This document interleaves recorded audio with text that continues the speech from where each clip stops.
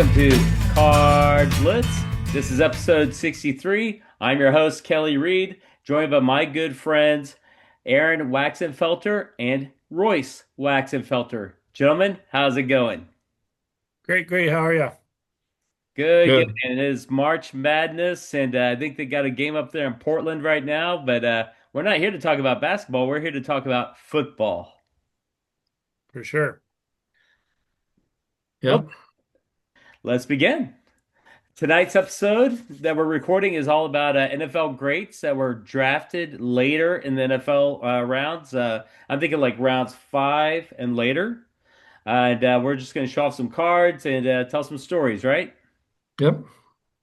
Okay, so I know everyone's saying to themselves, well, whenever you think of a great, and you're like, hey, like late round pick, fifth round or later, they always think of this guy, this Tom Brady guy.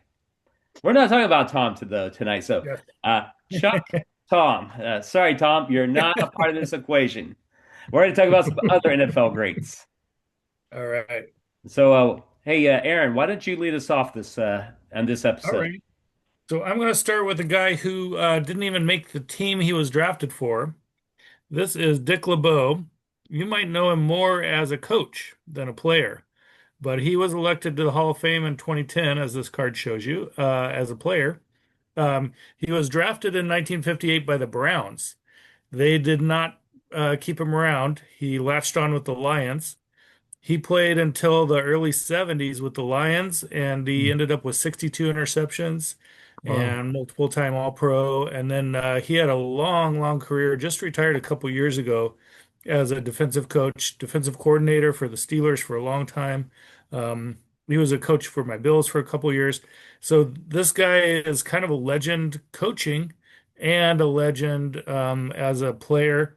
He was drafted in the fifth round in 1958. Um, yeah, I just found it really interesting that he did not make his original team.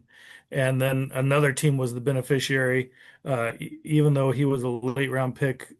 Cleveland, must have had better defensive backs at the time or something, and he caught on and had a great career. Fascinating, man. Hey, what card was that you were showing us? This is an actual Hall of Fame card. Every year, the Hall of Fame class they put out a card, um, and then when we were at the Hall of Fame, they had little trivia questions, and they would give the audience cards of certain players. I got a Sam Mills card for answering a trivia question there. Um, but yeah, Royce gave me and some of our relatives some Hall of Fame cards like this for the past inductees. And I really like them because it just, that little Hall of Fame emblem there and, a little more action shot. I do have a 71 Dick LeBeau card, but it's just a face shot, just one of the 1970s tops, like just a guy's head. It So is. I kind of liked this card a little bit better, and it is signed too. It is. That's the that you're reading my mind, man. I was like, is that a facsimile autograph? And you're like, no, this is real deal. Yeah. I didn't get it signed. I bought it signed, but it was pretty inexpensive. Well, no, That's so awesome. anytime you got a late great and it's graft and he's in the Hall of Fame, like what else Yeah. can you ask for, right? Right. Oh, Royce, how about you, man? Who you got on deck right now? So I have this guy right here, one Bo Jackson. This is his 88 rookie card. And he was actually drafted in the seventh round, believe it or not, in 1987, pick number 183. But the year before, he was actually drafted in the first round by the Buccaneers. He had basically in college taken a trip to go tour the Buccaneers facility, and they told him it was okay to do, but it got him kicked off the Auburn baseball team because he was not a pro yet. So they told him it was Buccaneers told him it was okay, and it wasn't. So he had a grudge against them and didn't go to their team. So the Buccaneers forfeited his draft, and that made him available for the next draft, which the Raiders took him in the seventh round. So I thought that was a really interesting look Hmm. at it. So he was both a first round draft pick and a seventh round draft pick. But he ended up with, in 4 years, he had 2,782 yards, uh, 16 TDs, and he holds a tied for the record of two TDs of over 90 yards, which is pretty awesome. That, He that was that's okay an at awesome baseball point. too, right? Oh yeah, yeah, for a long time. Yeah, He's all right. he's You okay. you know what?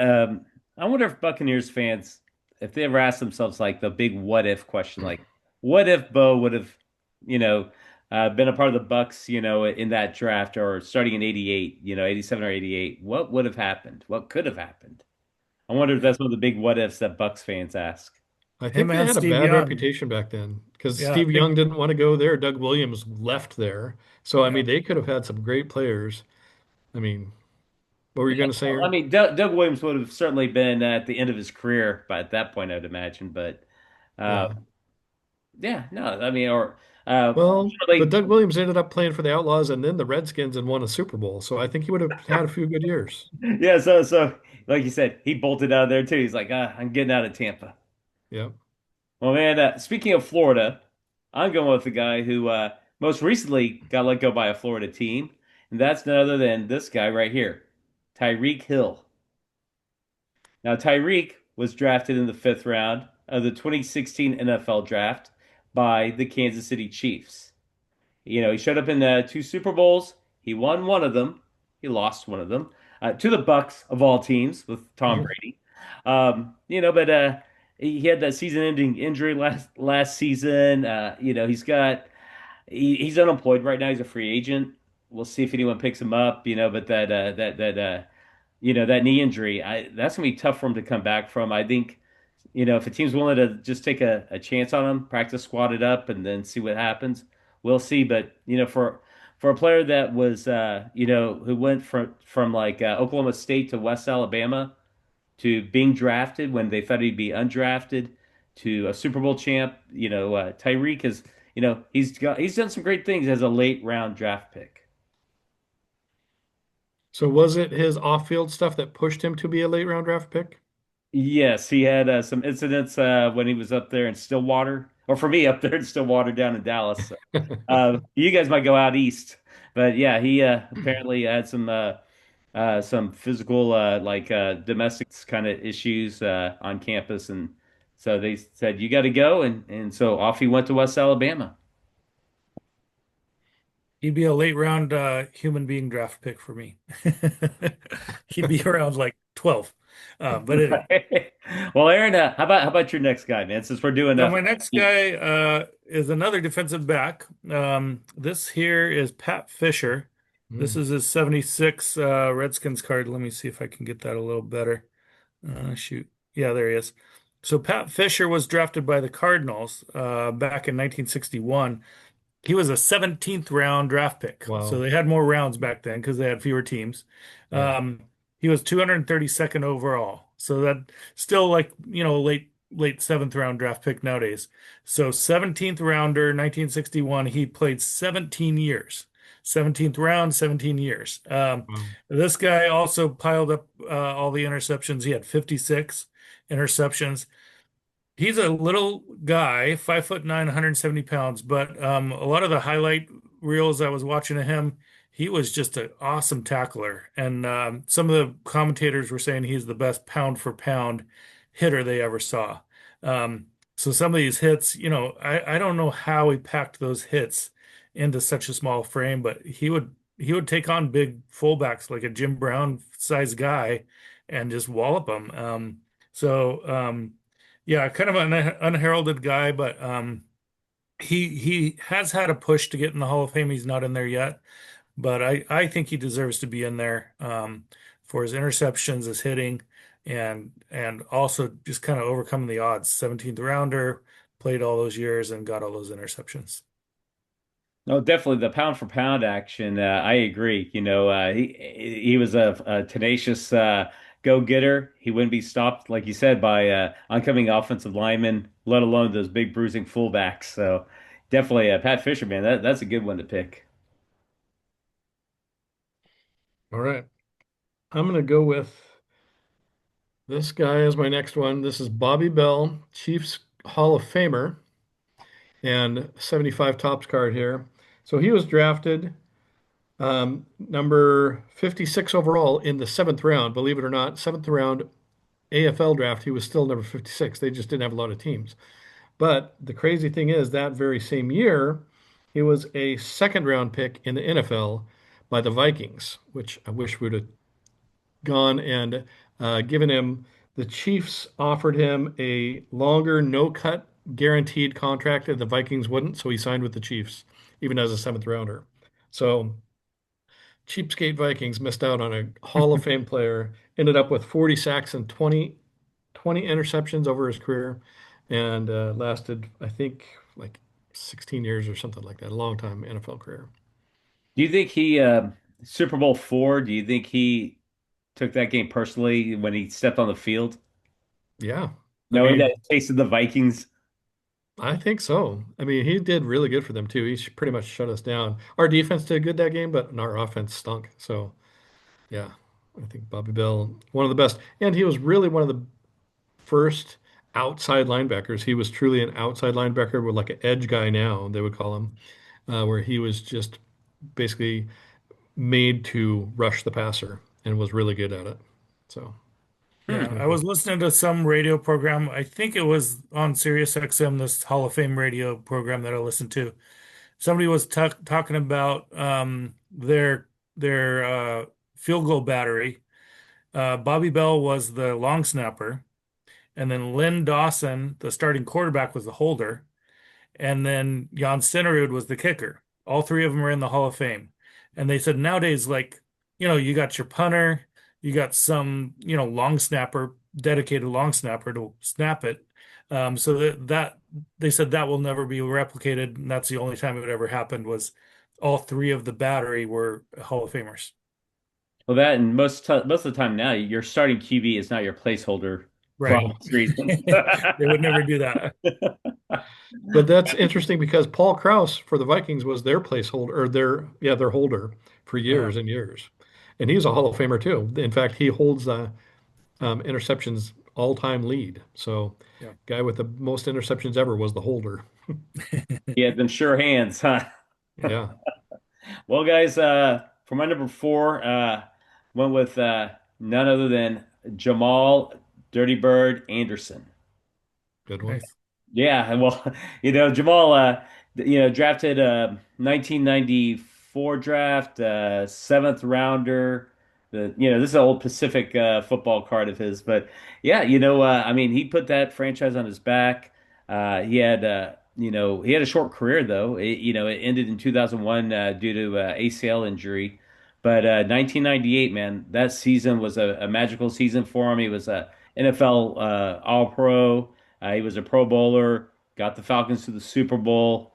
They lost eventually, but again, yeah, Jamal Anderson though, man. I mean, I remember this whole Dirty Bird dance thing that was just popular in the late '90s, and he was a focal point of that. So that's why I'm going with Jamal Anderson for achieving more as a seventh round draft pick.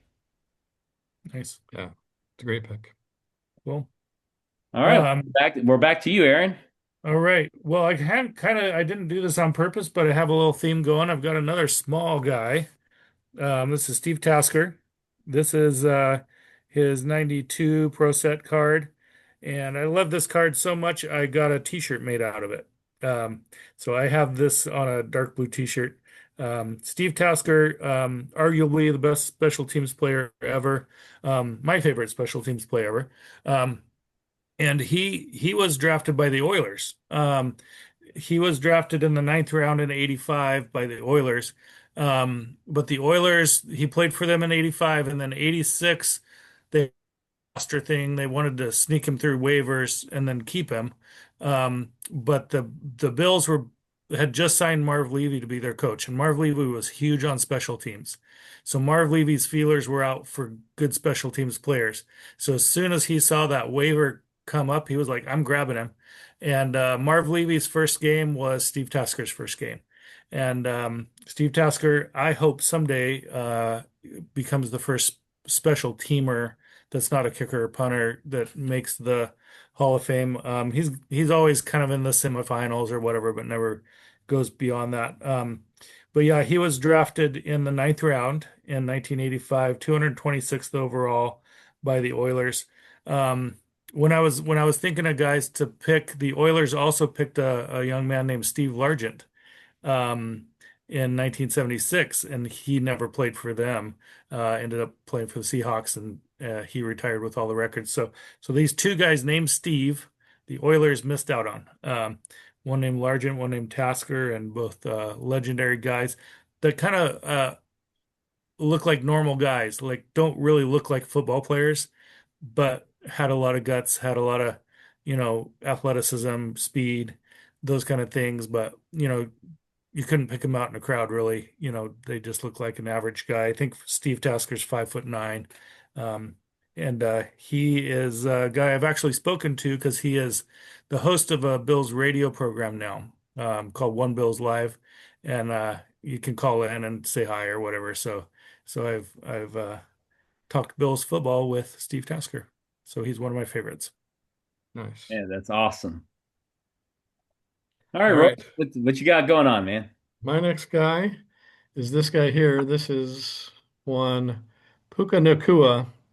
This is his 2024 Panini Red, White, and Blue Absolute. I don't know if you can see that very well, Yeah, but right there. anyway, it's a cool looking card. And Puka, he's only been in the league 3 years, but he has already 20, let's see, 4191 yards. So he's averaging over 1,400 yards a game or a year, and not a game, 1,400 Wow. yards every year. He's been to two All-Pro games. Just phenomenal, like start to his career. And he was drafted in the fifth round, number 177. So 176 guys were drafted before Puka Nacua. So I bet a lot of people wish they could draft that over again. Definitely, but Puka, I mean, he's making a name for himself, obviously, and his story isn't finished. He's still active, and we'll see. We'll see what happens, man, in the next couple of seasons. See if he can go get that ring. I'm also a fan because he had two younger brothers who played in the UFL, and I'm a big UFL fan. So it's pretty cool. Pretty cool connection. Well, for my number three out of five, I'm going with the man who brought us the Mile High Salute, Terrell Davis. It's a good one. There, yeah, 1995 SP card with the old school Broncos uniform on there from the 70s. I guess it was retro day when Upper Deck was out there shooting that one. Cool. But yeah, man, Terrell Davis, two-time Super Bowl winner there over the Packers, and then the Falcons, Jamal Anderson. Uh, but he was a three-time All-Pro, three-time Pro Bowler, uh, NFL Hall of Fame guy. Like I said, he brought the NFL the Mile High Salute. Super Bowl MVP, NFL MVP. I mean, this guy for being a sixth round draft pick is he accomplished a lot on the field, and certainly I think he's worthy of being a late great NFL pick. Nice. Yep. All right. Yeah, the next one I picked, I think I've picked him for something else that we did, maybe Bad Dudes. This is Deacon Jones. So this is his Fleer Greats of the Game card. I really like this card because he's in action there, and it's got kind of that retro border there. But Deacon Jones, he was picked in the 14th round. Again, not as many players back then, so he was 186th overall. He came out of Mississippi Vocational College, powerhouse school. Uh, Not really. So he he wasn't really even being scouted, but a scout was watching another player, a running back, and he saw Deacon Jones playing. And he was like, "Who is this guy?" Um, the Rams drafted him 186th overall, um, and he went on to coined the term sack. He retired as the all-time sack leader, even though they hadn't really started making that official yet. But before, like Bruce Smith and Reggie White came along, Deacon Jones was the guy. And he had that head slap move, and he was just the quintessential, quick but strong, a fierce defensive lineman, and he really did scare people. I read his book, and it's just a hoot to some of the trash talk he was doing, and some of the guys who were actually NFL players that were scared of this guy. Well, yeah, no. Deacon Jones is an intimidating person, large human, fast as all get out. Like you said, I mean, I could see him intimidating, and then, like you said, the casted up hand coming down on you. That's I be fun wearing a helmet, getting your bell rung. So, no, definitely, he's a feared man, and definitely worthy of being on this list. Yep. Well, All Royce, right. what Well, you got next, man? I got this guy. His name is TJ Hushmanzada, and he went to Oregon State, so he was nearby us when he went to college. And he was kind of second fiddle to Ocho Cinco, Chad Johnson, on the Bengals team. But if you played fantasy football in the early 2000s like I did, this guy was great to have on your fantasy team. Between him and Sean Alexander, I won the championship in 2020 or 2006 with him and Sean Alexander leading the way. And he was drafted in the seventh round, 204th overall. He ended up with, let's see, 7,237 career yards. So he put up numbers for quite a while, and was the receptions co-leader in 2007. So he was an NFL pretty much elite receiver at the time. And not a lot of people may know him, but TJ Houshmandzadeh was pretty great. Good job on his last name. Thank you. Definitely, and the fact that you remember the early aughts of fantasy football and getting them stats and that title, that's greatness, isn't it? All righty. Yep, Well, it was you fun. guys mentioned 17th round earlier, and I was just as much in shock and awe. And so for me, my 17th rounder is none other than Bart Starr, this Wow, 1970 Topps crazy. football card of him. And yeah, I'm like, who 17th round? Are you serious? So yeah, apparently, Why? Yeah. the Packers organization took him late, and he one organization his entire Mm. career from 56 to 71 when he retired. Went to coaching after that, but yeah, man, he was a four-time Pro Bowler, one-time All-Pro guy, but five-time NFL champion, two-time NFL Super Bowl winner, the MVP of the first two Super Bowls. Yeah, what else can I say? I mean, like if you want to reap dividends on a late round pick, Bart Starr's a good one to go with. Oh And yeah. as a Cowboys fan, having to live with the Ice Bowl and that clip getting showed every time it's below 32 degrees in America, it's like, come on, man. But yeah, Bart Starr, hey, I give him his props and his kudos because he earned it. Yep. Yeah. And the Packers kind of dominated that whole decade. And what year was he drafted in? He was drafted in 1956. Okay. Mm. Yeah, wow. So for about 15 years he was winning all kinds of stuff. That's Well, great. yeah, having Vince Lombardi as your offensive coordinator slash head coach probably helped him a lot. That what they got the blocks of granite out there on the offensive line, and then having Paul Hornig running the ball. Yeah, he had a couple other weapons, but definitely Bart Starr. He cashed in on his 17th round selection there. Cool. Yeah. Well, if I'm up next, this guy, I heard about him too, I think, on that Hall of Fame radio. I love that show, by the way. But this guy is a 27th round draft pick, Roosevelt Wow. Brown. 27. So he was 27th round draft pick, 321st overall. Sheesh. He's an offensive tackle from the Giants, 50s and 60s. This guy, they had this late round draft pick, and the Giants never even saw him play or scouted him.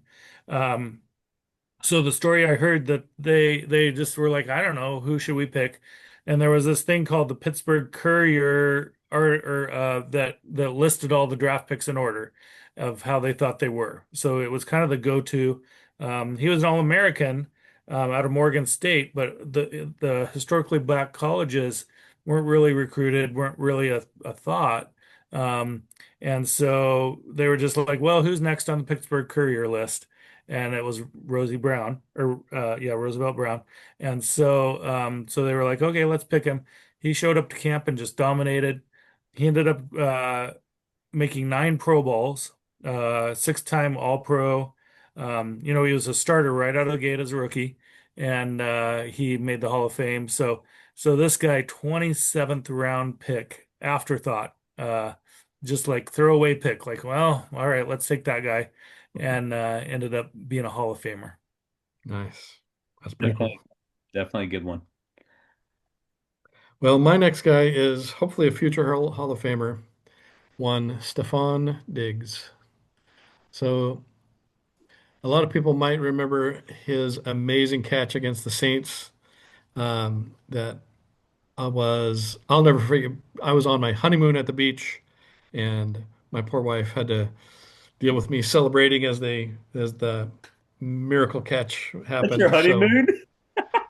sorry, not honeymoon, Oh, okay. anniversary. If it was honeymoon, that'd be really Yeah, bad. that's what I was thinking to myself. Anniversary. Royce? I'm thinking it was the same place we went on our honeymoon. We went back in anyway, but uh, she's very graceful to me because she allowed me to watch a Vikings game and it was an awesome win. But he was drafted in the fifth round, 146th overall, four-time Pro Bowler. He had the 2020, in 2020, he was the receptions leader and the yards leader that year. And For he which has team? the Bills, yes, right after the Vikings, which was kind of frustrating, I gotta say. Yeah, but it was a But win-win. You got Justin Jefferson out of that yeah, deal. I mean, that's not a bad trade-off, really, because I Yeah. got a younger guy who ended up being probably career-wise going to be better.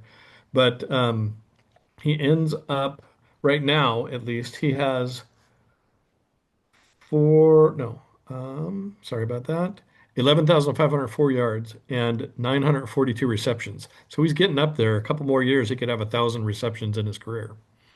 Pretty amazing. So that's my last guy. And it doesn't say, just like some of the other players that we had mentioned, Stephon Diggs is still, he's going to be active. He's still going to get on another team this upcoming season. And his story isn't finished either, man. Just like Puka Nacua, he's got an opportunity to still go get a ring as well. Yeah. Yep. Yeah, he was a big part of Josh Allen's development too. He showed up to the Bills on Josh Allen's third year, and that's when Josh just really the lights went on, and he had a good 2019 year, but 2020 it just like it was lights out, and he attributes a lot of that to Stephon Diggs and having somebody very reliable to get it to. And uh, I do appreciate even though he was a Patriot this last year, I do appreciate Stephon Diggs and what he did for the Bills. And he had over 1,000 yards every year he played for us. Yep. Well, you guys had mentioned, a player that was drafted who didn't actually play a season with the team that he was drafted by. Well, I found one that's similar. He was drafted in the ninth round in 1955. He is John Unitas, aka Wow. Johnny Unitas. Crazy. He was a Should have ninth bought round this pick. 1972 Topps football card, man. Johnny That's Unitas. cool. Johnny U. But what else can I say? I mean, like Jim Brown is the standard for running backs. I feel like Johnny U is the standard for quarterbacks. And he had a legendary run. He he was a five-time All-Pro, 10-time All Pro Bowl player, three-time NFL champion. His Colts defeated my Cowboys in Super Bowl five, so he got a Super Bowl ring out of that. Uh, you know, he played in the 1958 title game, aka the greatest game ever played. He called his own plays in the huddle, reading defenses, making his own audibles.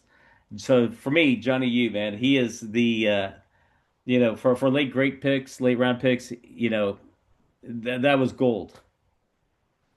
Yeah. For us, we kind of started our football knowledge a little bit after his prime. Same with Bart Starr, but we knew those two guys. Like Bart Starr and Johnny Unitas from that era were names that even growing up in the 70s, we recognized as the greats. And Johnny Unitas was, period, like known as the greatest football player and was holding all the records until Fred Tarkenton broke him. So he was awesome. Yeah, great player. Well, let me ask you guys this as we're kind of winding down. We got the NFL draft coming up, at the end of April. Uh, Any sleeper picks on y'all's end that y'all see coming through the pipeline, or could be a late bloomer, late round surprise, a Mr. Nobody of some sort? I'm looking at this guy, Thieneman, I think his name is, from Oregon. He's a Hmm. safety, and I guess he had a super great combine, and I'd never heard of him before, really, even though I live here in Oregon, and so I'm kind of looking to see where he goes and what he does, because he kind of knocked it out of the park and raised his draft stock a bunch, um, in the combine. So he's one I kind of have my eye on. Alrighty. Uh, Let me ask y'all this as well. So, how much fun did y'all have digging through those cards and trying to find some late round draft picks? How did y'all enjoy the research and finding some interesting tidbits? Yes, Yeah, I absolutely for really me. did. I find it really fun to like see like who went before him or like, you know, who did the Bills draft that they could have had that guy or whatever. Um, and before we said fifth rounder later, I had Andre Reed, I had, Bruce Smith, guys like that. Bruce Smith, I feel like even though he's the number one pick overall, still a great value, but it is kind of fun to see those like, people that nobody really thought was going to be great Yeah, and ended up being great. So yeah, it was fun. Steve Largent just barely missed the cut. He was a fourth round pick for the Oilers. Um, but um, but yeah, it was fun to kind of see like, wow, this guy kind of came from nowhere, and a lot of them ended up in the Hall of Fame and stuff. I thought that was very fun. Well, yeah, you get all these expectations with these first round picks and second round picks, but yeah, and whenever like we collect sports cards, we like our NFL cards, and yeah, you get these guys that are at the tail end that might be commons now that blossom later in their careers or take off where no one thought that they would have made it, and here they are, Hall of Famers, Super Bowl winners, NFL champions, and then just some great people in general. yeah, Yeah, I find the whole draft, it's such a crapshoot. You can get somebody in the first round and they bust. Get somebody in the sixth or seventh and they make it. A few years ago, the Bills drafted a corner in the first round, Kyer Elam, and then they drafted one in the sixth round, Christian Benford. Benford beat him out in camp. Benford started, and Benford's now an All-Pro. Kyer Elam's bounced around. He was on the Cowboys for a minute, and now he's a free agent. Um, so it is an inexact science. You read the draft profiles and you're like, this guy can't miss. And then maybe he does, and maybe somebody later makes it. yeah. And the crazy thing is, so I'm watching the UFL just made their final cuts today for that league, and some of the guys that came over from the NFL as bubble guys didn't even make the UFL. So it's crazy, and they had been drafted into the NFL, so those drafts are, like you said, an exact science where they don't know really until they get to the NFL, can they play? And then oh, we're about out of time. So I'm going to stop right there. But it was fun. I had a blast doing this, Kelly. Thank you. Well, thank you, Aaron. Thank you, Royce. We'll do another, you know, uh, get together. And for that note, Card Blitz fans, we'll catch you on the next one.